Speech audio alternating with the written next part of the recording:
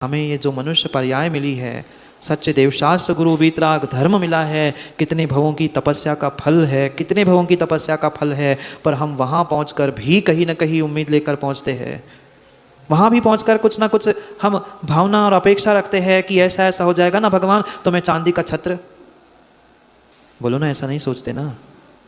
हम भगवान को भी दिल्ली वाले भैया व्यापार करने के लिए मजबूर करते हैं, वे नहीं करेंगे ना। प्रभु गुरु कभी आपके व्यापार में इन्वॉल्व नहीं होंगे, पर फिर भी कहीं ना कहीं उनको भी लाच लुचपत देते हैं कि ऐसा हो जाएगा ना तो मैं ऐसा कर दूंगा, ऐसा हो जाएगा तो विधान कर लूँगा। भगवान को आपके लाच की, भगवान को आपके किसी साधनों की आवश्यकता नहीं है।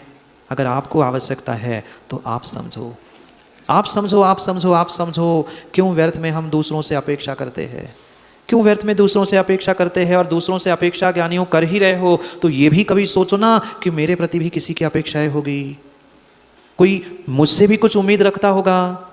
व्यक्ति दूसरा पहलू कभी समझता ही नहीं है, दूसरा पहलू कभी नहीं समझता, दूसरा पहलू कभी नहीं समझता। उनके प्रति तो हम हर समय उपेक्षा करते हैं। जितना जितना जितना संतानों के प्रति समर्पण चाहिए था, क्या माँ पूरे समर्पण से, पूरे डिवोशन से उनका ध्यान रखा गया? जितना माँ बाप के प्रति बच्चों का समर्पण चाहिए था, डिवोशन चाहिए था, क्या उतना समर्पण माँ बाप के प्रति बच्चों का बचा?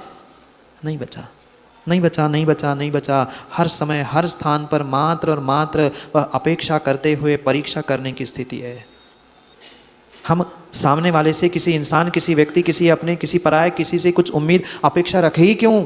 जब मैं दूसरों की अपेक्षाओं में, मैं दूसरों की उम्मीद में खरा नहीं उतर पा रहा हूँ तो मैं दूसरों के प्रति अपेक्षा करके अपने आप को दुखी क्यों कर रहा हूँ? ये ध्यान रखना।